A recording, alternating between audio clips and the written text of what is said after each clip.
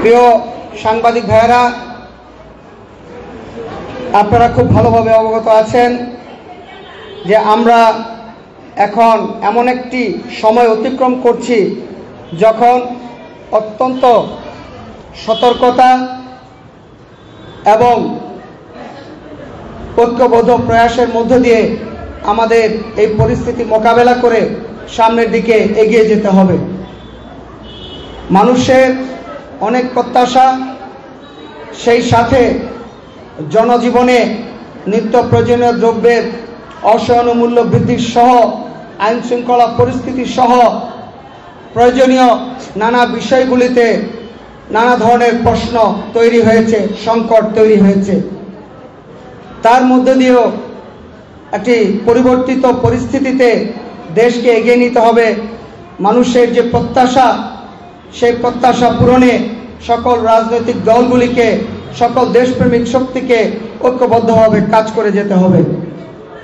আর Zaker party অত্যন্ত সুস্পষ্টভাবেই বলতে চায় যে বিগত দশকের পর দশক ধরে জাতীয় বাজেট প্রণয়ন, বাজেট বরাদ্দ, এত বৈষম্য যা বাংলাদেশের সত্যিকারের অগ্রগতি এবং অর্থনৈতিক প্রবৃদ্ধিকে বারবার বাধাগ্রস্ত করেছে।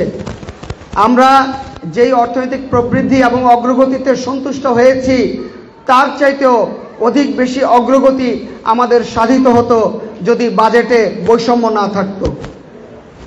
আজকে আমরা দেখতে পাই যে শহর এবং গ্রামের শিক্ষা এবং অর্থনীতি সহ সব কিছুতে ব্যাপক বৈষম্য। সমস্ত কিছু রাজধানী ঢাকাকে কেন্দ্র করে আবর্তিত, অর্থাৎ সব কিছু কেন্দ্রীভূত। দেশের শিক্ষা ব্যবস্থা, রাজনৈতিক ব্যবস্থা, অর্থনৈতিক ব্যবস্থা, প্রশাসনিক ব্যবস্থা এবং চাকরি বাকরি, কর্মসংস্থান, ব্যবসা বাণিজ্য, সমস্ত কিছু রাজধানী ঢাকা কেন্দ্রিক, সমস্ত কিছু কেন্দ্রীভূত। এই অবস্থার অবসান ঘটাতে হবে, এই পরিস্থিতির অবসান ঘটাতে হবে।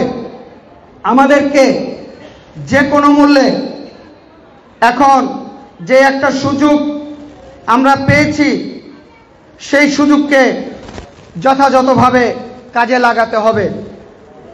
অর্থাৎ এখন সময় এসেছে সত্যিকার অর্থেই যেই বৈষম্য, গ্রাম এবং শহরের বাজেট প্রণয়ন, বাজেট বরাদ্দ, বাজেট বাস্তবায়ন, সামগ্রিকভাবে এর সংস্কার হওয়া সময়ের দাবি, অত্যন্ত জরুরি। জাতির এগিয়ে যেতে হলে, সত্যিকার অর্থে জাতি হিসাবে আমাদের টিকে থাকতে হলে, 18 কোটি মানুষের মুখে হাসি ফোটাতে হলে এই শহর আর গ্রামের বৈষম্য দূর করতে হবে। আমরা যা দেখলাম 2021 এবং 22 সালের একটি সমীক্ষায় উঠে এসেছে যে আবাসন এবং নাগরিক সুবিধাদি এই সমস্ত খাতে ঢাকা জেলা বরাদ্দ পেয়েছে 37 ভাগ, চট্টগ্রাম পেয়েছে 17 ভাগ। ঢাকা, চট্টগ্রাম, রাজশাহী, খুলনা, নারায়ণগঞ্জ মিলে 6টি জেলা পেয়েছে 74% বরাদ্দ, আর 25টি জেলা পেয়েছে মাত্র 6 ভাগ বরাদ্দ।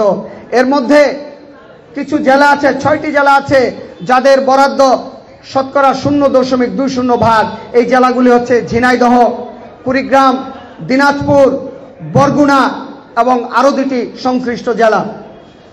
এই যে বৈষম্যের যে একটি চিত্র, এখন তার অবসান ঘটাতে হবে।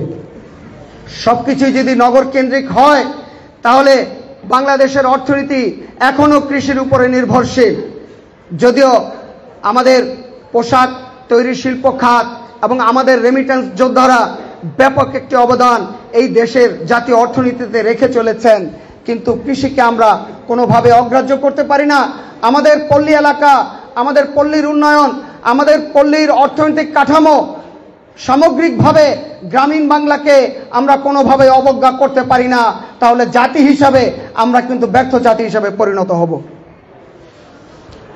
তাই জাকের পার্টি অত্যন্ত সুস্পষ্টভাবে দাবি করছে যে প্রশাসনের বিকেন্দ্রীকরণ হতে হবে এবং আগামীর ভবিষ্যতে যে জাতীয় বাজেট বরাদ্দ হবে সেটা জেলা ভিত্তিক হতে হবে।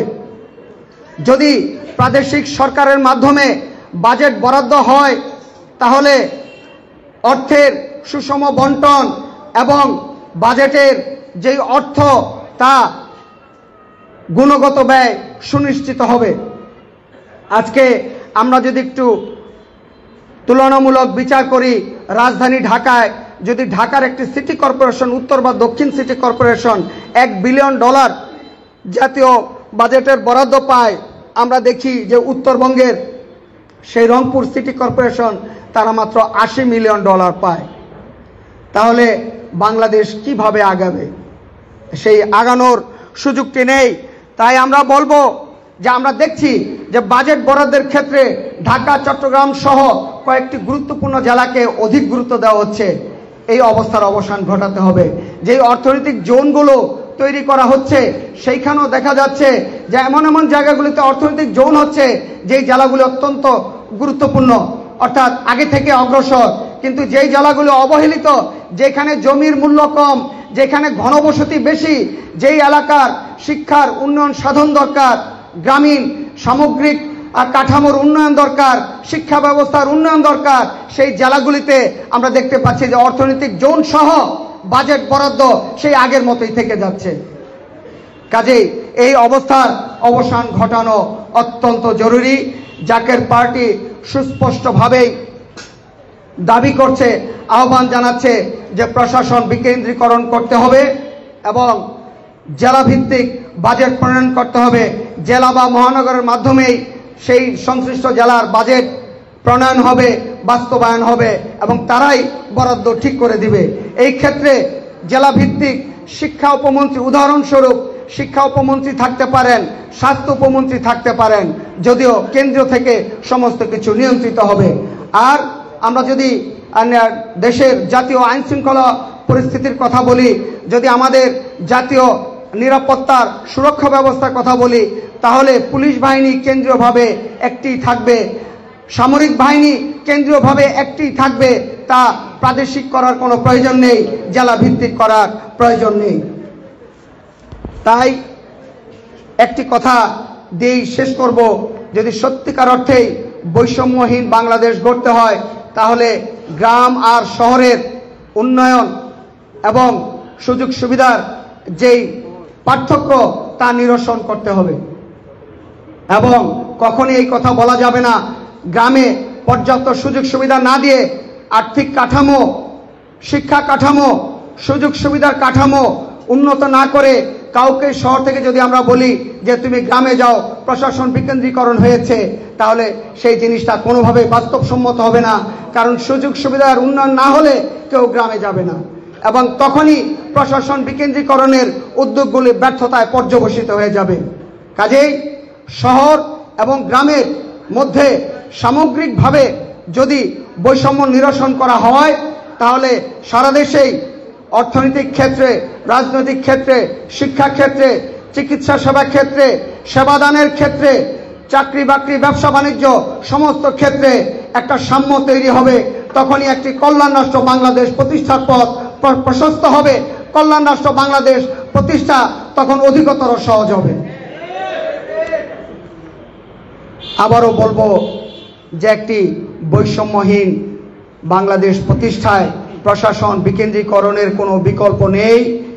একটি বৈষম্যহীন বাংলাদেশ প্রতিষ্ঠায় ভবিষ্যতে জেলা ভিত্তিক বাজেট বরাদ্দের কোনো বিকল্প নেই। আপনারা সবাই ভালো থাকবেন, সুস্থ থাকবেন।